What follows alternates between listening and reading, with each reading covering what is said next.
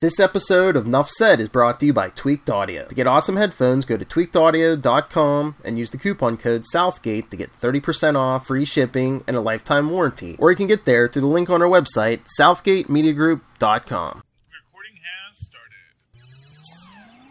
Greetings, heroes! Welcome once again to Superconnectivity. I'm your host, Charlie the Professor Esser, and with me, as always, is the Blue-Eyed Bomber from the Burg of Pits. Fill me and Perich. Welcome, Philip, once again. Thank you. Oh, okay. Yes. Well, it is another glorious July morning here in New Jersey. What's the weather like out there in Pittsburgh? Warm. It's already like 79 degrees. There you go. At 9 a.m. Okay, yes. Getting ready for the big firework extravaganzas that no doubt will be all over the country this week because America. Count your fingers before, count your fingers after. If you have the same number, you did it right. Oh. Anyway, so let's talk. There's lots of stuff. Do you want to do the hard-hitting news first, or do you want to do the light, ephemeral joys of pop culture that we enjoy, Philip? You let me know what you want to do first. Why don't you do some hard-hitting news first? Okay, so hard-hitting news. So Anthony Mackie, your Captain America and mine, star of the new Captain America and Bucky series on Disney Plus. Why is that not dropping July 4th? I don't know. The original plan was for August anyway. Yeah, I don't know why it wasn't July 4th. Yeah, that just seems like bad marketing, Disney. Disney, no cookie. I do remember being surprised when they were, originally it was August. I don't know if it still is, but I'm like, it's not July? Yeah. Well, I mean, I'm guessing that, and as we've said, we're guessing that there was, a thing in Black Widow that's supposed to tie into it, and that they had to do Black Widow first. Yeah, maybe. Which, I mean, granted, great if they're going to do that super reintegration stuff. Yeah. Because we are missing that in our modern stories, but we'll get to that in a bit when we talk about Agents of S.H.I.E.L.D. But Anthony Mackie put it all on the line this week where he really called out Marvel and Disney, its parent company, for a lack of diversity behind the camera. Oh.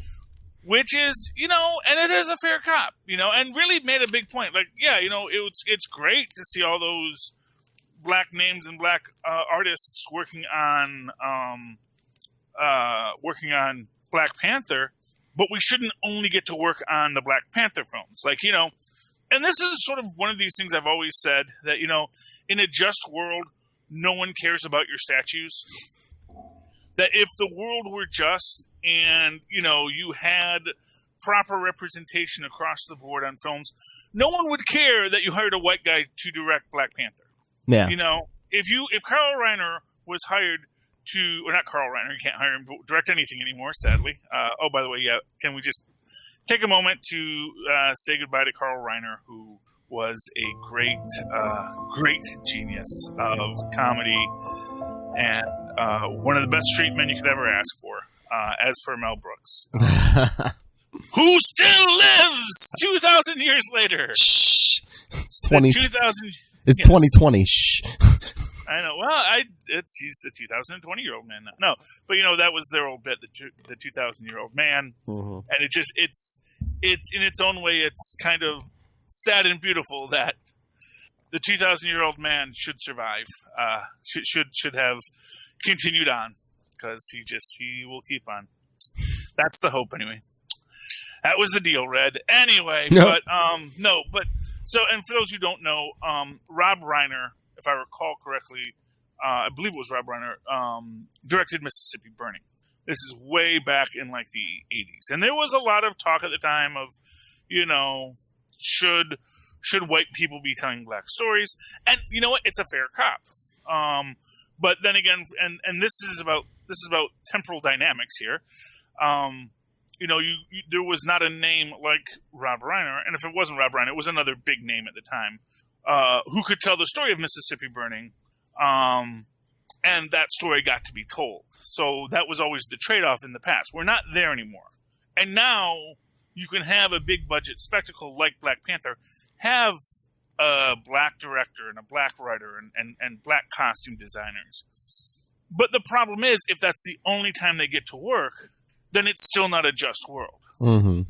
You can't create, a ghetto is a ghetto no matter how nice the ghetto is. When you have, this will be the separate, even if it is fully equal, separate but equal is always inherently unequal. Because it's the statement that there is another part of the world that you're not allowed into. And here's the thing, and here's the big question about, now first off, I will say it was a brave statement regardless. Mm-hmm. But I myself am of the belief that Disney was okay with the statement, that they actually maybe even wanted to be called out so that they could give a public mea culpa. And I think that is indicative of what we've seen in Hollywood of late. This idea of the mea culpa and this effort to change things. And of course, granted, we're getting that little bit of a backlash now because they're like, no one cares if a scene was maybe blackface on the Golden Girls, And I was just watching Beverly Hillbillies today where they did, where Ms. Jane asks some geishas to paint her up as a geisha so they can play a trick on Jed Clampett. And it is a thing that is, in our day, makes us uncomfortable, but at the same time, no one was asking for that. They want a just world. And these things like statues, like blackface, they can be a great way to get people energized about things, but that's not really the goal. Yeah. And the goal is to change the world, and I think Disney will be a part of changing that world. I think they've always wanted to be. I think that, you get blinded by your own success sometimes. Mm-hmm. And it's sort of like there was a posting recently about Killing Eve, where someone was talking about how undiverse their writers' room were. It was a writers' room that was half women, mind you. Because they were like, here is our great COVID writing staff getting together, writing more episodes of Killing Eve. And someone said, you have an Asian lead and you don't have an Asian in your writing room.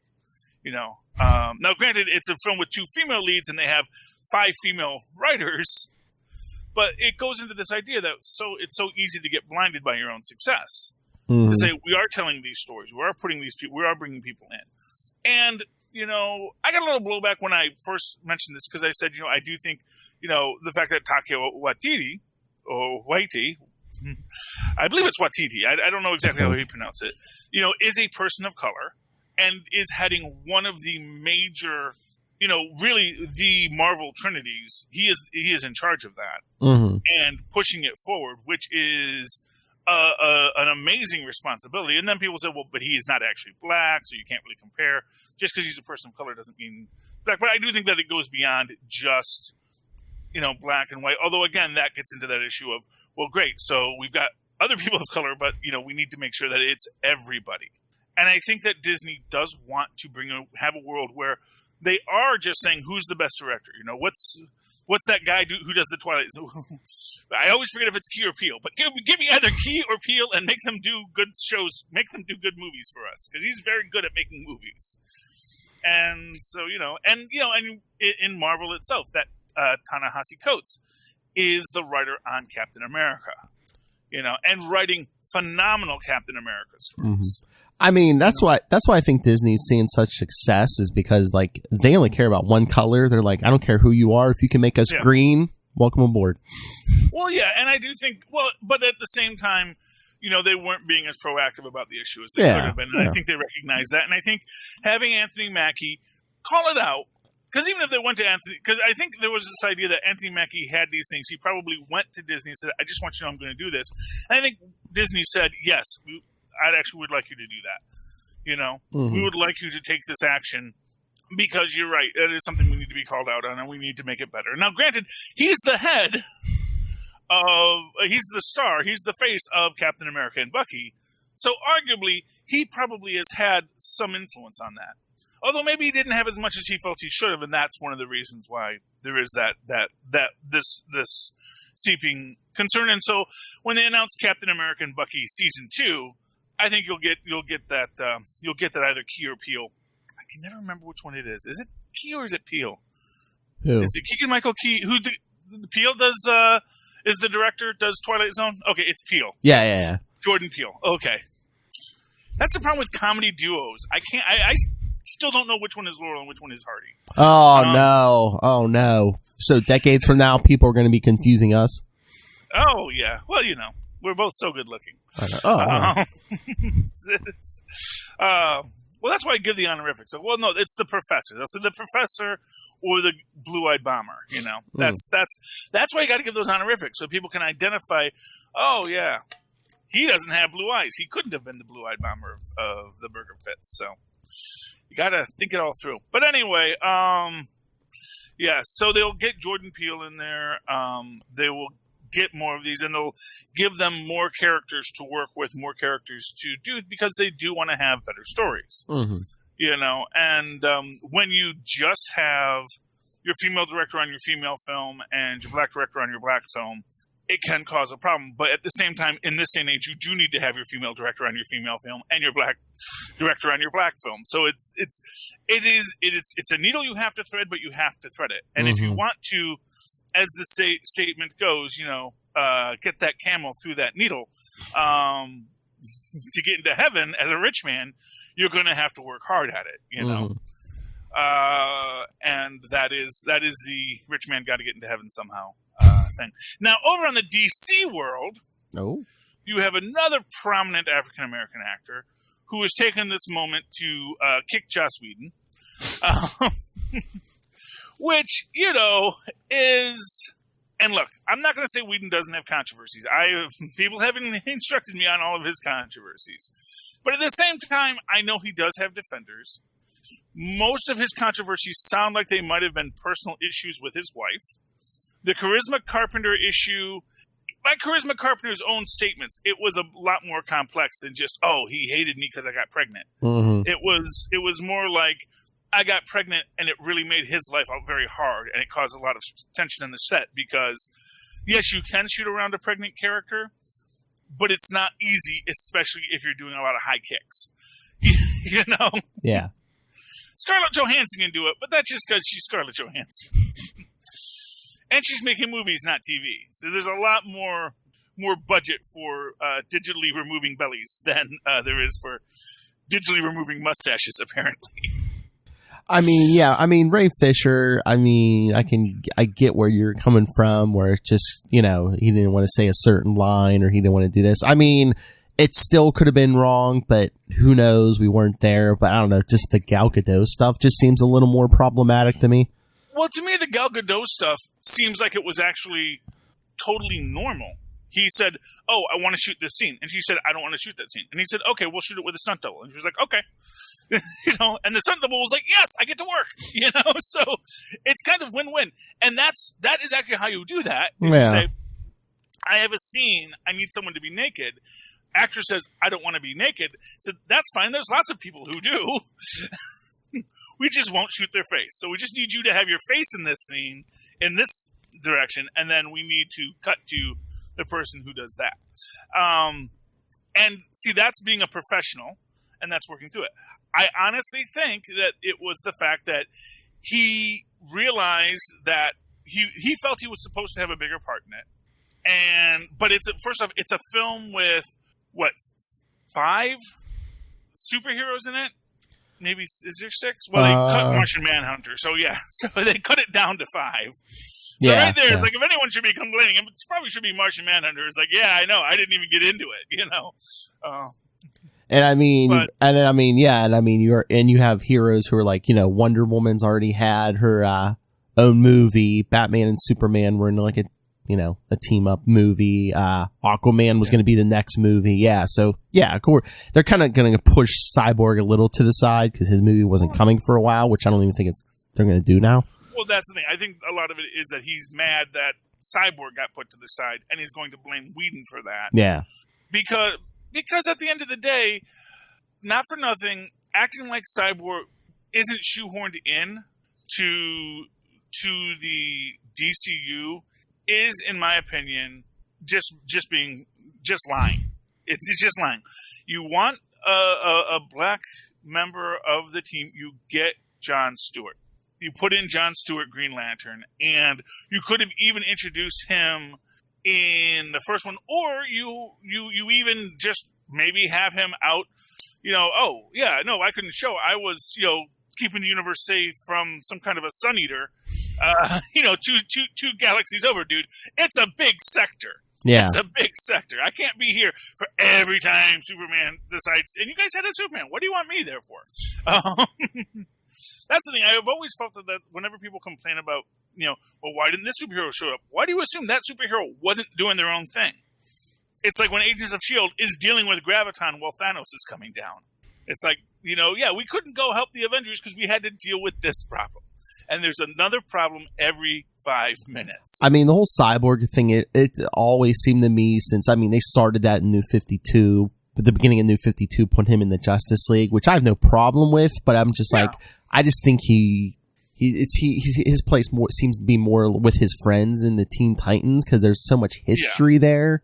I mean, if they had started him there and then promoted him to the Justice League, that's fine. But it's just it's odd, and it is, and not for nothing. And then they went and pushed him over to the Doom Patrol to replace Beast Boy. Yes, because Beast Boy's over on the Titans, which is fair. That's kind of fair. And they also did Doom Patrol in the Titans, so you actually had an interconnection there. Although it just seems like it more shows the dearth of African American superheroes to draw on in the DC universe. And I'm not going to act like Marvel's so much better, but they do. But for what it's worth, Marvel had an entire blaxploitation line. So they actually have black superheroes they can pull up at a moment's notice. And Luke Cage, for what it's worth, he actually goes to the Avengers super organically. Yeah. I don't think anyone ever said, oh, yeah, no, I don't see that as weird because, he had been an independent superhero on his own for so long. Where Cyborg really doesn't have a lot of independent superhero work. No. And there are other black you could have did Black Lightning. Yeah. Why not? He was on the well, not him, but Black Vulcan was, and we all know that's Black Lightning. Yeah. We all know that he was on the Super Friends. He would have been completely accepted and seen. Yeah. And CW had already done Vixen. There's a black woman. You could have had another woman on that team, but it's like, I don't know. I just feel like maybe they did Cyborg because they're like, oh, he's more well known because he's been in all those two Teen Titans cartoons already. And which is true. He is very popular there. Although, again, that goes back to Jon Stewart, who was way more popular. Justice League, yeah. On Justice League, and doesn't have any weird awkwardness about, how he got built, what he's made out of, and honestly, which is actually the cool thing in Doom Patrol, where he's not Mother Box technology. He's just super science, which I like, which is his original origin. Then they put in the Mother Box technology, which, I think that was his big mistake. Because I think the minute, and if nothing else, that might even be why Joss Whedon kind of pushed it to the side. It's like, look, if he's Mother Box technology, obviously, and they're chasing down Mother Boxes, obviously that's going to be a problem because that means that anyone that has a Mother Box probably can see through him, Yeah. That's the thing. It's like, Joss Whedon is maybe thinking like a comic book nerd, and, and also, like I said, I really think that Joss Whedon, I will guarantee Joss Whedon lost his temper on set a lot because he literally was, asked to come captain the Titanic after it hits the iceberg. Whoa, yeah. And he's got to listen to everyone complaining about how they should be on the lifeboat first. And his hands were so far tied behind his back because this movie was supposed to be Steppenwolf and it was supposed to lead the dark side, and then I think they cut all mentions of dark sides, and then it's like, oh, the villain's Steppenwolf, and 99% of the public probably like, who the hell is that? Yeah, there was just a lot of problems with it from the start and from the finish, and I don't think the Snyder Cut is going to save it. That's just my honest opinion. Oh. That is just my honest opinion. But yeah, I feel that, and for what it's worth, Ray Fisher also called out Jeff Johns Oh, yeah. For Yeah, Nate. so we focus on the Whedon aspect of it, but he's also calling out Jeff Johns, and I forget who the other name was in that. Who must be the Warner suit. Was it Goyer? Was it Goyer or was it somebody else? I don't know. I think that might have been it. I think it might have been a G name. I just remember Jeff Johns because Jeff Johns, meanwhile, is getting nothing but praise for Stargirl. Yes, his baby, and again, like, why not Stargirl? But let's talk about the most recent episode of Stargirl. Okay. First off, who is the villain in the basement with the hood? I'm not too familiar with him. I believe his name is it Dragon King, I think. Okay. And his daughter he's got kick butt healing factor, so that's cool. Yeah, I think it's Shiv. Yeah, I think because Shiv. Okay, she's pretty cool, and I gotta tell you, what I'm liking best about this is the possibility of heel and face turns. Because I get the feeling that, especially because most of the villainous children were not raised with a knowledge of their family lineage. Yeah. That, like, Shiv is clearly the exception to that rule. Mm-hmm. I think that you're going to get, like, Brainwave's kid, who's now getting his brainwave powers after his father has been put into a coma, which we knew was going to happen eventually. Yeah. And I honestly think that that's probably a lot of factors, and maybe just the fact that his father never really knew how to teach his son how to use it. Mm-hmm. But now once he's gone, he starts to develop it naturally. That maybe his father was pushing on his brain out so much was making his brain put up psychic defenses. Yeah. Like inherently. I'm trying to remember because I'm not too familiar with some of those comics, but I'm pretty sure like in Infinity Inc. and stuff, I think Brainwave Jr. actually worked with the heroes for a while, but eventually he just like went insane, I guess, from his powers. Yeah. Well, that's a problem when you have people talking in your head. That's why. Oh, yeah. That's why Professor X is always like trying to clamp down on people's brains because don't talk. I need your brain to be where I need it because otherwise you're going to drive me insane. And then, of course, Charles Xavier goes insane every few issues now. It's hard being Charles Xavier, I'm sure. But, I like the fact that we had Courtney reaching out to Shiv's character, and I'm blanking on her name. I liked the fact that she was actually even receptive to it, to the point. Oh, yeah. Although, again, is this person who doesn't like to ever be told no.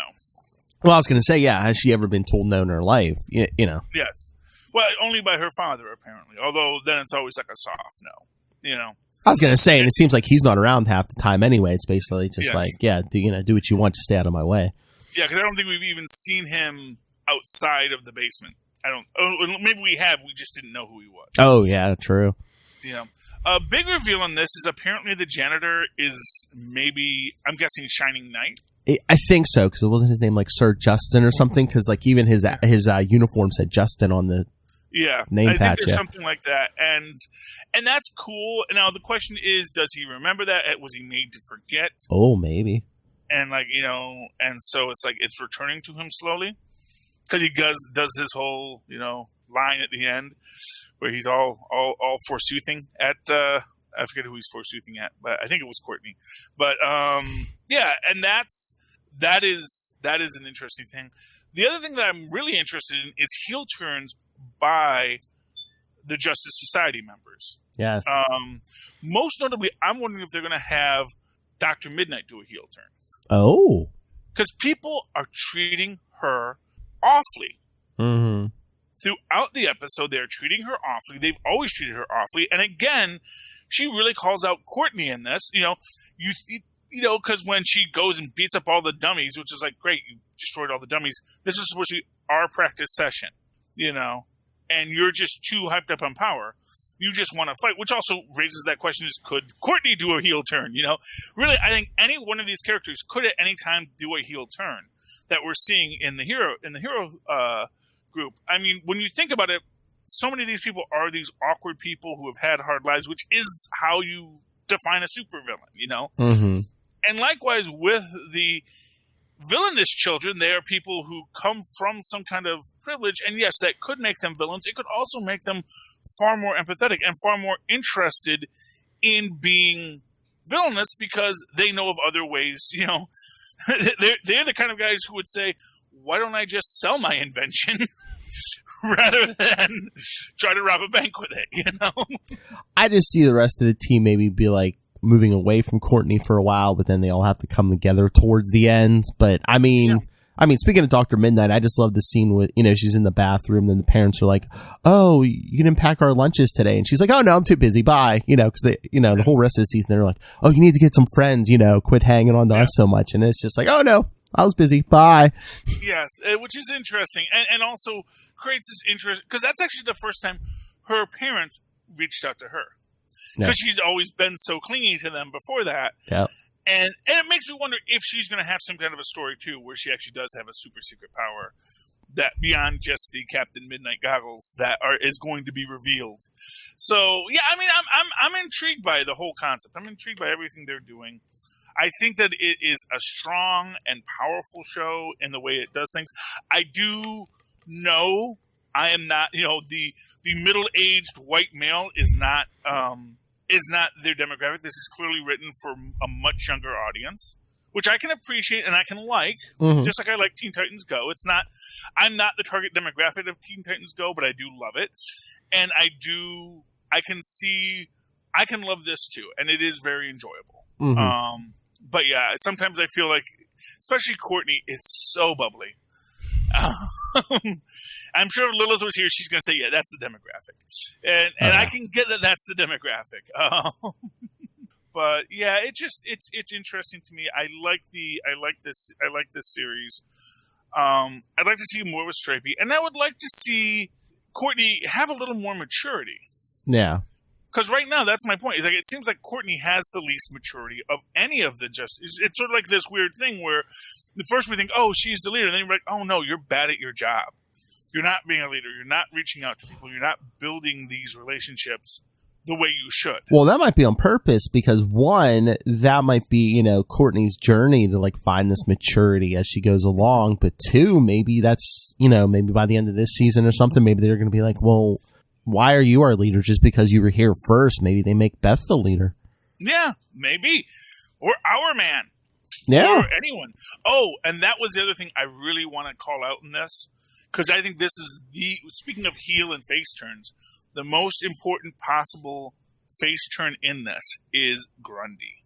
Oh, yeah. That's what I was thinking too, yeah. Because Stripes specifically calls out Grundy. And that Grundy has that basically if the Injustice Society still controls Grundy, meaning that Grundy is a force of nature, as he should be, as hopefully when he unites all the parliaments and brings order to magic as the force of all magic in the universe, both life and death and balance and all that kind of nonsense. That would be awesome. You got to go watch our talks about Justice League Dark over on the Capes and Lunatics podcast, so you guys can scroll up to that. But the idea that Grundy, who is locked away and clearly not happy about it, oh yeah, because he growls at Shiv. He's like, "Don't growl at me," you know. I mean, yeah, I could see that just from what they've done in the comics before. Just, you know, yeah, the Injustice Society keeps him locked up, and then, you know, the minute maybe one of these young girls in the Justice Society is nice to him, it's, you know, "Oh, pretty girl, nice to Grundy." Guess what? Yeah, exactly. Oh, you know what? And I bet you it's going to be Dr. Midnight. Could be. I bet you that both of them. In fact, you know what? I will bet you that's going to be It's going to be Dr. Midnight's heel turn and Grundy's face turn. They're both going to be felt like they've just been pushed around too long, and then he's going to go, "Goggle girl," you know. It's like he used to go bird nose or bird girl. Yeah. Goggle girl. Yes. Or it could even be Yolanda Wildcat, because, you know, she could be like, "Oh, you've been locked up for a while? Yeah, me too. I know how that feels."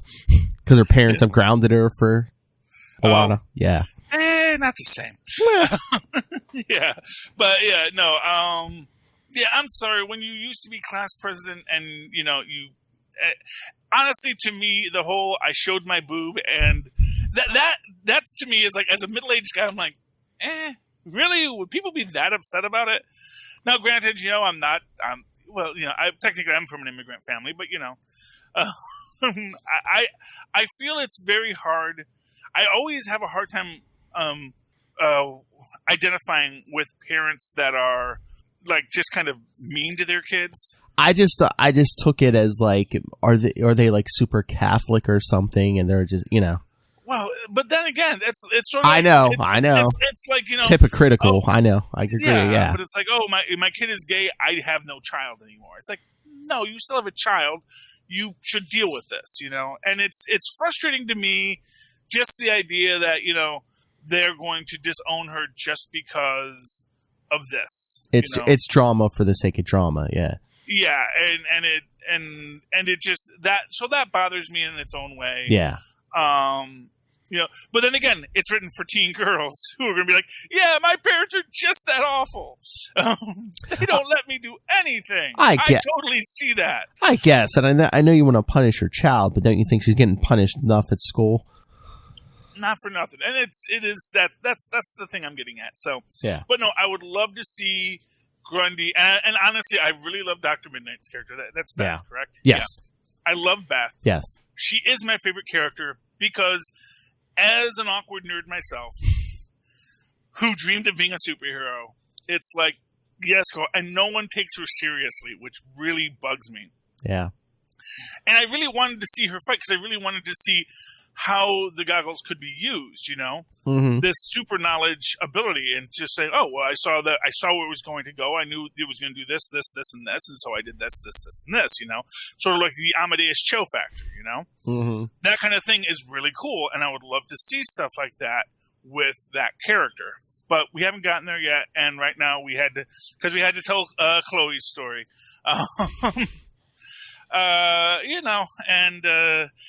I actually got shocked when Shiv's face got all messed up. Oh yeah! Like, oh my gosh, it's gonna be her face, and it's like, nope, it just grows right back. She's like an evil X-23 or something. Yeah, well, I mean, I think that's what they're going for, and it was clear that obviously, I get the feeling she was, she was made better, as they say. Oh yeah. And because as her father says, I don't have time to prepare another wife to take care of you. Oh yeah, they said like her whole personality changed after the mother died, and she got this stepmother, which they're trying to trick everyone into thinking, oh, it's the evil stepmother, but maybe the father was started experimenting on her then. Yeah, that could be it too, and any number of things. Although, why the mother was, of course, the mother might have been a supervillain too, but then it's like, but this is my daughter. I don't want you experimenting on my daughter. I was gonna say, I'm a scientist. She might just disagreed with that father, and I could see that father killing her. Just like, oh, I'll just create one who is more subservient. Yes. Although, speaking of experimentations on people, let's talk Agents of S.H.I.E.L.D. real quick. Yes. Oh man! And so they did not make Sosa the Spirit of 76 as I had hoped. Yeah. But that's what I love about Agents of S.H.I.E.L.D. I have all these theories, all these ideas. None of them are ever right, but I always like what they do anyway. I never get so mad when my fan theory doesn't come to true, because it's always a good story that they tell anyway.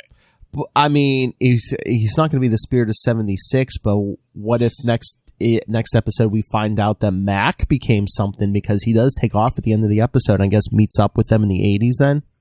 Well, yeah. Well, did you see the scenes of next? Oh yeah, it's got the big beard and stuff. Yeah. Yeah, I don't know of any superheroes with big beards, but well, as you can, it's not going to take it, a decade to grow a beard though either. Yeah, that's true. Yeah, so it would be kind of neat to see what he does. I do like that they do reveal that yes, Coulson is back in Max Headroom form. Yes, which is pretty awesome. But that's next issue. We'll talk about that next episode. But this one we have the whole thing with Whitehall and his notes and trying to extract the superpowers from Daisy to basically give himself some inhuman growth hormone kind of a jazz. And so spoilers for that scene when he starts. So do you think that which one was that? Nathan?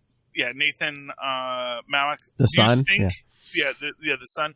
Do you think that's the end of him? It's hard to tell with this show. I know. I actually get the feeling, because especially when my bones are cracking, and he goes into, and then everything collapses on him.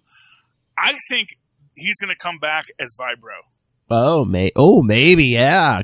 I would love to see him as Vibro. And Vibro is a very 80s looking character, so I could totally see them, especially with, Gideon Malik, sort of maybe with his brother, who's now kind of, mentally and physically twisted, but is super powerful with these Vibro powers, Yeah, he can even go into a coma and come out, all his body mutated or something. Yeah. Yeah, well, anything. Yeah, you don't have to mutate him. I mean, just, like I said, purple jumpsuit and visor glasses. That's Vibro. And that is as 80s as you get, kids. And they're already in the 80s because they do jump to 82, I think they said. I missed that part, but yeah. It's the 80s. Yeah. Because, and again, it's interesting because they do the first jump. Because obviously, and of course, they have to jump when they do. And then again, it's a situation where they don't know how long the jumps are. The jumps, because, and this is what I realized: it's not that the Chronicons are trying to preserve the timeline.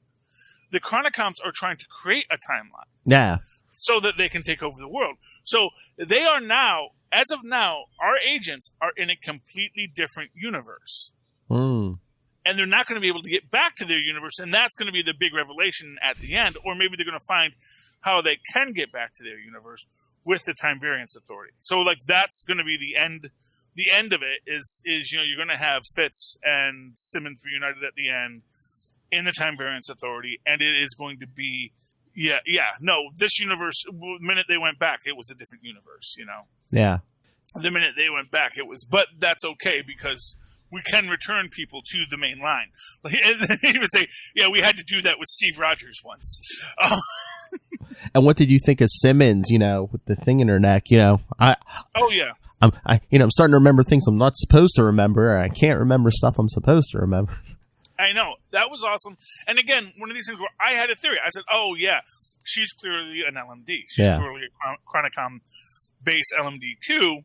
With maybe that's her connection to her real brain, and that's why she's getting disoriented, is because with the time jumps, she's separated from whatever vat her brain body is in, and then it's like, no, that actually is her body. They just have to.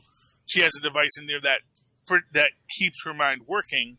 Which again, it's this great way that they can give you a lead, let you form a theory, then completely undo that theory and make you go, bravo.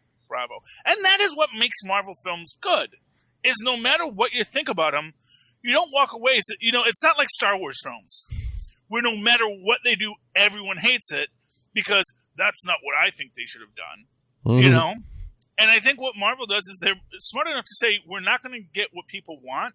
We're not going to get what people have been waiting for, but we have to make sure we're giving them something good. So whatever we tell, it has to be a good enough story that people walk away from it and say, yeah, that was a good story. I did not expect that to happen, and that made it fun. And so I'm glad they did it that way, because it's always more fun when it's something you don't expect. Oh, yeah. So, yeah, I like what they're doing over on Agents of S.H.I.E.L.D. right now. I am really looking forward to seeing where they go by the end of this season. It just hit me. They're doing the 80s the next episode. After that, I wonder, are they going to jump to the 90s, and are we going to get anything to do with, Captain Marvel? Well, we might. We might. Are we going to see them, behind the scenes, be like, okay, we got to stop the Chronicons from, we have to let the Skrulls and the Kree and everyone do what they did the first time. We can't let the Chronicons interfere with that. Well, that's going to be an interesting question, because there are going to be, because like I said, right now, and Sybil calls this out, which is it's just a new branch. Yeah. And we can see where we want to go from here. That branch was cut, but we're basically Sybil says we're in a new timeline now. And what we're doing is we're manipulating this timeline to make our world. Meaning that all of these things that have happened, all of these things that have changed, much like when the Avengers went back in time, it is just something that changed the difference and changed the world and changed the way that it moved forward. So that, and obviously this wasn't the world with, old Cap. This was the world with where something else happened because they went back in time after Endgame. Mm-hmm. Actually, interestingly enough. So essentially, whatever Cap did, it actually happens after Endgame. Mm-hmm. If I recall correctly, because this was like, or does the last season, the season before that, I know it takes place after the snap, but I think but maybe it was before the end battle in Endgame. Maybe. I'm not quite sure because I know it was a 5-year jump, but I think it was a 10-year jump in Endgame. So I think that might have been what it was. No, Yeah. well, it was a 10-year jump in Endgame, a 5-year jump in Agents of No, I think Endgame was 5. Endgame was 5? Yeah. Oh, so then maybe it takes place after Endgame. So yeah, they just don't mention it. Yes, but either way, the fact that they went back in time right now, we know that they aren't going back to their original timeline. Yeah, well, I mean, I mean, it could have been before Endgame because Endgame was 5. But remember when we got Coulson as the villain? What's his face? Wasn't that only like a 2 or 3 year jump that season or something? Yeah. Oh, you know what? You're right. It was So it happens. That season happens in between Endgame and Infinity War. Yeah. And Infinity War. Yeah. Okay, that's how it worked. But I just realized something. You know who we might see by the end of this? Franklin Richards. Because they made a point about going to a place outside of time where the Chronocoms couldn't see them. And yes, they could have gone to the Microverse, or they could have gone to the place at the end of time where, Nathaniel Richards and Valeria Richards have been hanging out. I think with Howard the Duck at one point, just to, and I believe that's also where the Time Variance Authority is located. It's, they went to that limbo space outside of time, and that's a very brilliant aspect of the concept of what they're trying to build into here. So, they do say that they're going to bump up against the Marvel Universe or the MCU, which also could mean, if they go to the aughts, they could be in that universe with Loki stealing the Tesseract. True. Yeah. Because that's the thing when they're going when the heroes are going back in time, there's no guarantee they're going back to their past. Yeah. Because they're going back to a universe that which is also one of those weird things where maybe the Time Stone never did get back to the Ancient One. We don't know. I mean, oh my God, how awesome would that be if Coulson gets like another body somehow, another LMD or something. It's just like, every time we saw Coulson in the first Iron Man, one of those appearances, it wasn't 2008 Coulson. It was, LMD Coulson from 2020. Well, that would be kind of cool. That would be kind of cool, and it was the LMD Coulson who sacrifices himself. Yeah, yes. Or like the end of Iron Man, one of the agents says, "Yeah, this story they gave you about a bodyguard, that's stupid. You should just tell them who you are." Yeah. Oh, it will be interesting. However they work through it, I'm very excited about where it's going. It's a very good series. You should be watching it.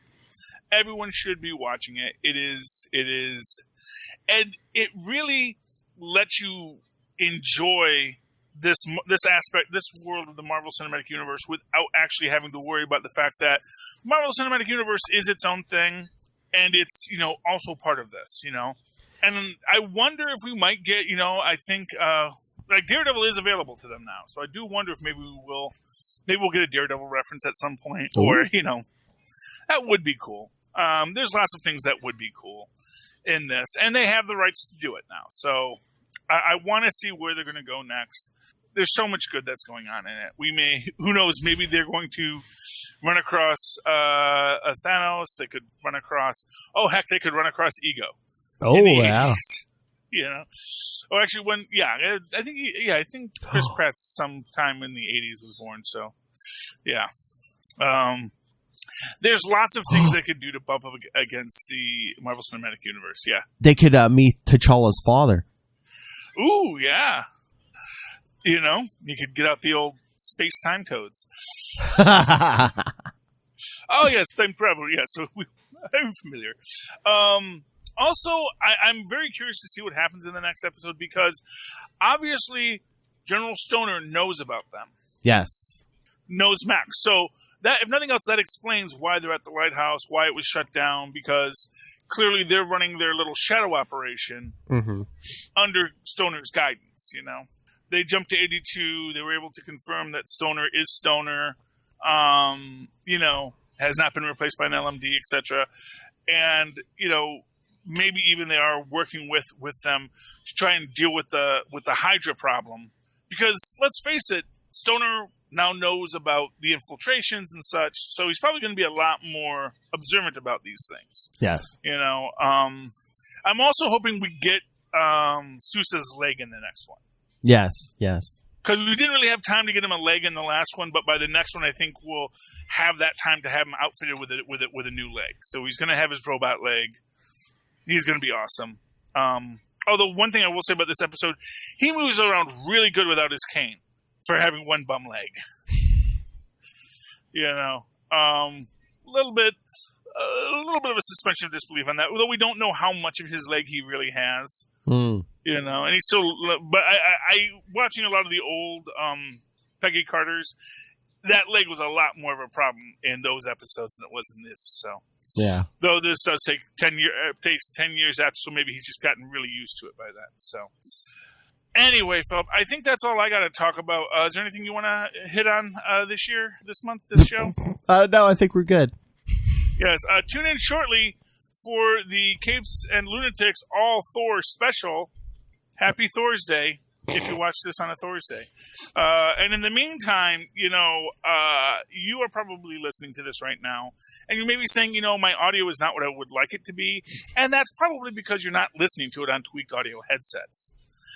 If you go to tweakedaudio.com, that's tweakedaudio.com, you can go there, check out their wide array of both wired and wireless headsets that will give you that sound quality that you so love. And once you have that, you can listen to all of these podcasts the way they were meant to be. Likewise, if you are, you know, looking for something else, you say, you know, I'm done. I listened to all these podcasts. They're great. But, you know, I need something to challenge me mentally. Well, then why don't you go over to huntakiller.com. That's HUNTAKILLER.com. And help private investigator Michelle Gray solve a cold case, sort through the evidence, decode ciphers, piece together the clues, and solve the crime. You know, it's like an escape room delivered to your door every month. And finally, once you go down into our show notes, find a link to Amazon in there. It's our super special secret link. You click on that. It's going to take you right to Amazon, where literally the whole world is theirs for you to purchase. Buy anything you like.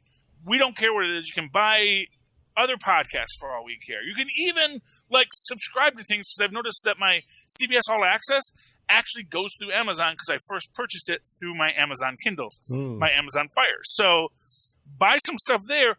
We'll probably get some kind of deal on that. So I don't know what, but I'm just saying it's kind of cool that you can buy anything you want there. And while you're there, check out Pod Life the book, because it is the book about the life of podcasting. And if you are listening to this podcast, you probably are interested in podcasts. And maybe even if you don't want to start one yourself, you'd like to know what makes the people who podcast do it. Why? How? Where? So that's the book for you. You'll see how podcasting has saved some people's lives, and how podcasting has just given a lot of people a lot of joy. So that's something to check out too. And in the meantime, if you buy any of these things, or even if you don't, one last thing. If you like Star Trek, check out our Patreon page for Capes and Lunatics, because we have a very super secret, only for Patreon customers, secret Star Trek podcast coming up. The big Patrick Stewart birthday episode. That's right. Watch for it. But only if you subscribe to our Patreon. Anyway, in the meantime, Philip, if people need help finding things, doing things, reaching out to you and touching you, how can they do that? The easiest way is to just email us, capesandlunatics@gmail.com, or call the voicemail 614-382-2737. That's 614-38-CAPES. Okay. And if they would like to email you, did we give the email on that? Yeah. capesandlunatics@gmail.com. You know what it is? Because I always give my personal, you give the business one. Yeah. So, Phil doesn't want you cluttering up his inbox with your personal stuff. Just send it to the company box. He'll get to it. I just thought it was confusing throwing out. I used to throw out 2 emails. I'm like, just throw it. I mean, it all comes to me anyway, so. There you go. And in the meantime, if you'd like to write to me in that old-fashioned email way, the way our Maz and Paz once did, do so at superconnectivityblog@gmail.com. That's superconnectivityblog, all one word, @gmail.com. See, my personal email is also the show email. Ooh, I like how that worked. And, of course, you can always follow me on the Twitter. I live tweet Agents of S.H.I.E.L.D. Well, we can. Or sometimes I may fall asleep at 10:30. So, but I got the first half in there, and that was worth something to you. At Charlie Esser, that's CHARLIE. Yes, SER. Look for the 2 E's in the middle. For quality. Bing! Thank you, Maz. All right, my friends. Thank you for connecting with us tonight. Please do us a favor. Super connect with us again next week. Good night. Good night. Dab. I don't know which way is the dab. I don't think it matters as long. I think your hands just have to. As long as you dab. We will ask Lilith because she knows because she is up to all the hep things the kids are doing these days. She's a real hep cat, that Lilith Hellfire. Millennial hep cat.